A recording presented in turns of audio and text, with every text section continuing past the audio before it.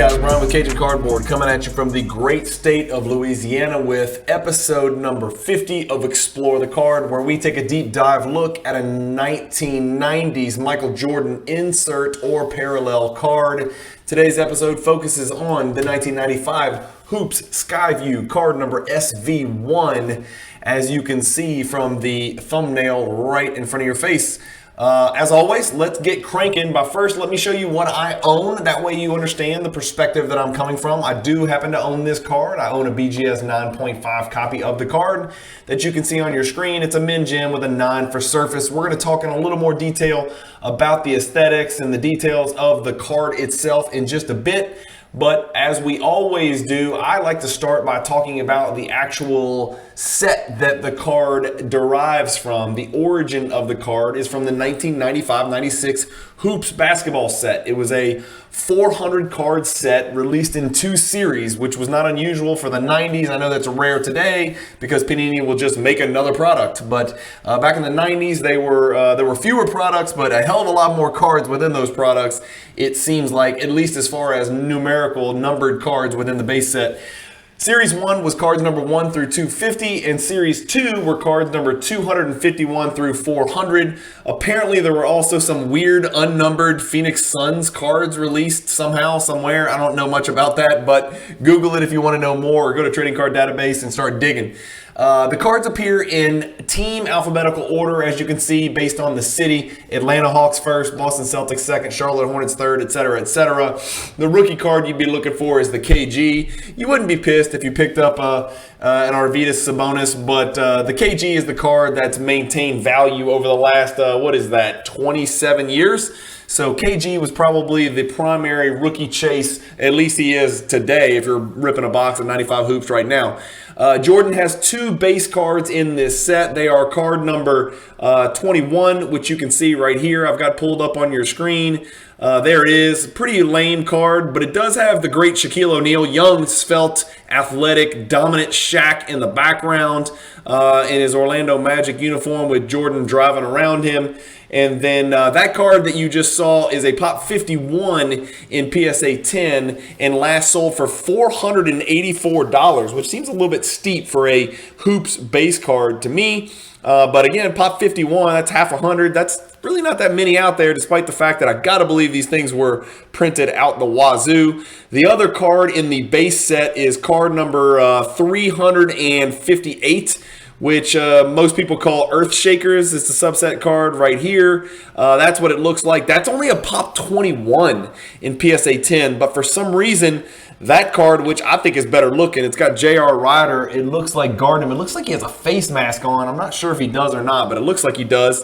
And I think that's J.R. Ryder, Isaiah J.R. Ryder, is a Pop 21 card, and it's $336 for the last sold copy of that. If you're asking me which one I would prefer, I would much rather the lower pop, better looking Earthshaker subset card than I would the base card number 21 that we showed on the screen. But that's just me. There are 13 insert sets in 1995 Hoops, and here they are on your screen.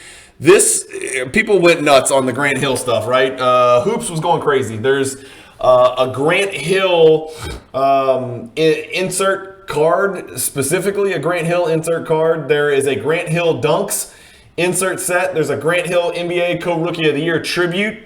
And I think Grant Hill and Jason Kidd shared that Rookie of the Year. There is a Grant Hill Number Crunchers box topper. There are Grant Hill Slams inserts, and there's Grant's All Rookies. So, oh my gosh, people were freaking out. For those of you who don't realize, Grant Hill was an absolute phenom in that 1994 season. He was literally talked about as a combination of Michael Jordan and Magic Johnson. Michael's athleticism and skill, and Magic's, ability to play the point at a, prodigious, bigger than usual size.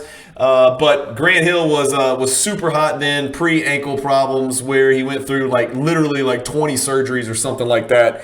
If you haven't seen it, go watch the Grant Hill interview on Old Man and the Three, JJ Redick's podcast. Grant Hill went through some serious stuff, And it's a real testament to what a badass human being he is. The fact that he's now a Hall of Famer and came back and actually had a really productive career, albeit nowhere close to the ceiling that he had before he went through those horrible ankle injuries repeatedly.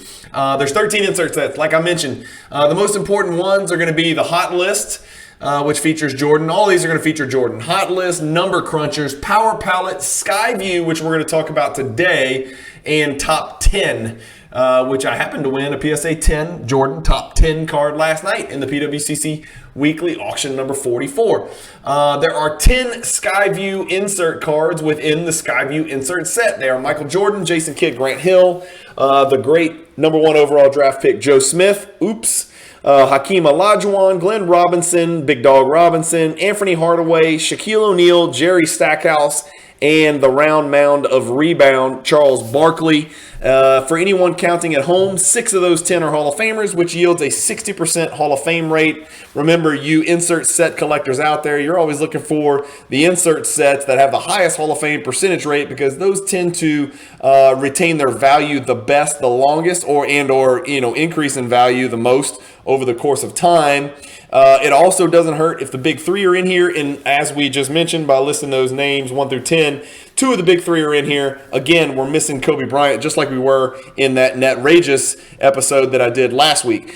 These Skyview cards were inserted 1 in 480 Series 2 packs, which makes MJ 1 in 4,800. That is a tough pack pull. Let's give the people what they want. Where are we? Here we are. Here's the pops and the prices. This is what everybody is clamoring about. People beating my door down, sending me letters to my house, handwritten letters. Here we go. Hoops Skyview SV1. You can see the pops in the left-hand column. What stands out to me on this table? 48 pop for PSA 10, but almost double 94 pop for BGS 9.5, despite the fact that almost the same quantity were graded by each grading company. That's pretty interesting. So PSA 10 about twice as rare, but look at the last sold price. If you kind of go over there to that 5th column where it says sold price and look down, the last PSA 10 sold for $1,410. The last BGS 9.5 sold for $1,400. Again, I didn't look at the subgrades of the particular cards themselves. There's not enough time to do those sorts of things on these videos, but I thought that was interesting that the prices were about the same, despite the fact that PSA 10 usually carries a premium anyway, and there's about half as many out there as there are BGS Gem Mint 9.5s. As you can see, the gem rate is about half as well, a little bit more than half for the PSA 10s at 20%. Gem rate for BGS 9.5 is 36. The PSA 9s and the BGS 9s are literally almost the exact same card in every single way. Pretty similar pops, pretty similar gem percentage, pretty similar last sold price, relatively. I mean, within $100 or right at $100 difference.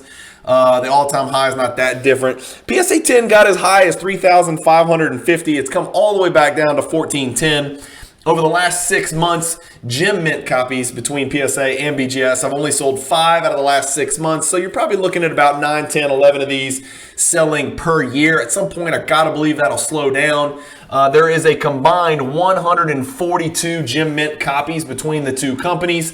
The next thing that I would draw your attention to is that the percentage change over the last 6 months. Again, Jordan's not immune from this price correction that we're having to endure as collectors and investors in the hobby. The PSA 10 starts it off down 15%, down 18%, down 13%, and then the BGS 9 down a whopping 24% just over the last 6 months. For those of you interested, there are no BGS 10s and there are no BGS 10 black labels. As I said, there's 142 combined gem.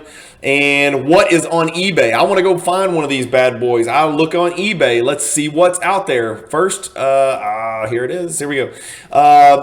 What do we have? 12 results when I search 1995 Hoops Skyview Michael Jordan. You got a PSA 9 that's at auction. It's only at 256 with 4 hours to go. This will be interesting to keep an eye on. People notoriously claim that Probstein shills all of his auctions, but if we go back and look at our pop and price table, that PSA 9 should finish around $456 based on the last one that sold. This one's at $256, so a lot of work to do there on that PSA 9 Skyview right there. We got a PSA 10 at $3,500. We know that's a little steep since the last one sold at $1,410. We've got another PSA 10 at $23.41 from Australia. We've got a PSA 8 at 400 OBO. We've got a PSA, we got a raw one at 745. We got a 9.5 for double, which is 2,800. The last one sold 1,400. We've got another PSA 9, way overpriced. A BGS 9, a PSA 9, a PSA 8 for $2,000. Yikes. And it also, yeah, there we go. At least it got the pack odds right. Another PSA 8 for $2,000. Another PSA 9 for $540. So a bunch of overpriced stuff right there. But it looks like this PSA 9 might go for under comps. We do have 4 hours and 42 minutes left, and you guys know how those eBay auctions work. What about boxes? I searched 1995 Hoops Series 2, TWO box. We've got a $300 box right here, $399. $199, that's not a box. $399, $374, $295, $399, $295, and some of those I think are certainly duplicates. So I'm not a pack pulling type or a pack busting type or a wax busting, especially from the 90s, because the cards can melt and rip the surface off of each card that's in front of it. But 1 in 4,800 packs would need to be opened just to pull the Jordan on average, and that seems like a risky endeavor to me when you can just go buy the freaking PSA 10 for the price of 4 boxes. So I don't know what's going on there. I would just go buy the Jordan if that's what you're looking for. What do I own and what grade, and am I a buy, a sell, or a hold? I own the 9.5. We looked at it. Here it is right here. Let's talk a little bit more about the card itself. This card is the Hoops 1995 Skyview. It's got like a window pane in the background.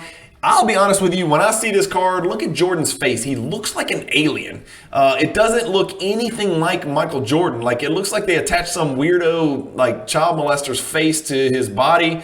But that's it. That is Michael Jordan. It even looks like it's kind of cut short or something to where it cuts off the front or the right side of his face.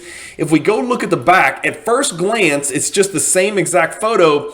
But something's unusual here, and let me show you. You know those like things you used to get in class, and they used to say find the difference between, you know, the 2 photos or whatever, and you got to find the difference. And on The Office, you know, Pam gives Creed that one, and it's the exact same photo, but she says find 10 things that are different. So just a little Office reference there. But there is one thing different between the back and the front. Yeah, obviously the pane is pink on the front and blue on the back. But look at Jordan's left leg in his bike shorts that he's wearing underneath. You'll see the number 23 right there on your screen. Can you guys see that? Hopefully I've got screen share on it. I didn't forget that, did I? Okay, so right here, number 23 on his left leg. But if we go over here, it's gone. So I don't know why, but somehow they superimposed him in a reverse negative image, and they removed the 23 from his pant leg, but I'm not sure why they would remove that. But anyway, I think the card's pretty cool. I like the texture back there. It's sort of like a scope rose petal looking weird border around it. It's got the gold foil, you know, Skyview at the top. This kind of reminds me of, is it Court Masters, where it's kind of almost got like the gold target right there. And then down here, it's got Michael real big, and then Jordan underneath it. The Michael's in script, the Jordan's printed, and you've got your NBA Hoops logo down below. On the back, you know, not much different here. It does say Michael Jordan at the top. It says card number SV1. It's hard to see. It's hard to pull it out. That's what she said on the back, and actually see that gold script amongst all the blue and black background right there. But anyway, that's the card. That's what you're looking at. I own the 9.5. I'm in a hold. I would consider a PSA 10 if I could run across one for about $1,400 probably. Just because I have a problem and I like to collect Jordans and grow my collection. Do I need the 10 when I've got a BGS 9.5? Not really. But if a PSA 10 is half the pop and it's selling for the same price as a BGS 9.5, I might consider picking up the 10 and selling the 9.5. Or just plain picking up the 10 and keeping the 9.5. I don't know. Let me know what you guys think. We always put these cards in gem mint condition or in whatever grade they're in. You know, if we go back to the pop table, I like to categorize them into grail level, high end, mid end, or low end. These are all squarely in the low end category. None of them even remotely approach $5,000. So these are all low end Jordan inserts. Despite the fact that they were pretty hard to pull out of packs, they grade pretty well. You know, as you can see, 20% gem rate and 36% gem rate. So it results in a population. It's really not that rare. There's a combined 142 gems out there. And as you can see, 13 have been added over the last 18 months. So there's more out there. It looks to me right here, when you look at this chart, you'll see 32 PSA 9s. It sounds like a lot of people are kind of throwing this into the PSA grading, trying to grade with PSA rather than grade with BGS. When you look at the combined 10s and 9s that have come out in PSA over the last 19, 20 months or something like that, it's 38, but BGS is only 17. So people are going the PSA route, despite the fact that gem mint value is pretty damn close between those two. Again, I didn't look closely at those sales, so always look very closely at the sales, who's selling it, do your best, make sure it wasn't shilled, make sure it wasn't, a scam seller, and make sure it was paid, and just do your own research. I have $1,400 to spend, but I've got 3 other cards that are also on the radar. I've got the Dynamic Dunks from 1993 Skybox Premium. I'm lucky enough to own this card in a PSA 10 copy. I've got the Topps 40 Refractor. I also own this card in a PSA 10 copy. And then I've got the Triumvirate. This card became very famous in the last 7 to 10 days in the hobby for obvious reasons. If you haven't run across the story about the unpeeled piece of coating on Nat Turner's copy of this card, then you are living in a cave. But those are the 3 options to go along with the PSA 10 Skyview that we're talking about today. So what order would I select if I had to choose between these 4 cards? I would take the Dynamic Dunks first. It's the earliest insert from Jordan. It is the most condition sensitive. It's the most difficult to grade. It's not the rarest or the hardest pack odds, but Pop 35 is Pop 35, and there's only been 1 added since April of 2021. That's about, 19 months ago. It is, like I said, a Pop 35. Here's what the card looks like over the all-time chart. Here's what that Dynamic Dunks has done over the last 2 years. It's actually held relatively steady at minus 17%. That's the card that I would choose first. The card that I would choose next is the card we're talking about today. I'd choose the Skyview next. That's what it's done. As we said, it's a Pop 48, so a little bit more common than the Dynamic Dunks. That's what it's done over the last 2 years. Down 60%. It looks like it's kind of found a floor here over the last 6 months, although we talked about it's down 15%. Not the end of the world. I would take the the Hoop Skyview that we're talking about today second. And this is rare. I would take the Refractor before I would take the Triumvirate. And it's just because I like the look of it. Just aesthetically, you know what? I like the look of both of them. But it may be, you know what? Let's call it a tie. Let's call it a tie between the Triumvirate and the Refractor. The thing that would scare me about the Triumvirate is this thing has defied all odds. Look at what the Triumvirate's done over the last 2 years. 4 sales up 35%. Whereas all the other cards have gone down over the last 2 years, right? Yep, all of them, every single one. But the Triumvirate is actually up, and up pretty significantly over the last year, 34%. Although the last one came down to 1350. So, and that's the Topps 40 Refractor. Sorry, let me go look at that. Yeah, there we go. Okay, so not much there. So anyway, that's my order. Dynamic Dunks, Skyview second, and then Topps 40 Refractor and Triumvirate. We'll call it a tie for third. Where do I rank this card on the Cajun Cardboard scale of Jordan card relevance? I always try to rank these cards that we're dealing with all the time on, where they rank on a scale of 1 to 10. And I am going to rank this Skyview card a 4 out of 10. Maybe a 4.5, 5. I guess somewhere in that 4 to 5 range. Let me know what you think about that. The pack odds are tough, but it grades really easily. So finding a gem mint copy is not impossible. Like we saw, numerous copies I've sold in the last 6 months. 10 or 11 are going to show up each year. So, and again, the value is only about $1,400. So aesthetically, it's good. It's okay. It's got the same image almost exactly like we looked at on the front and the back.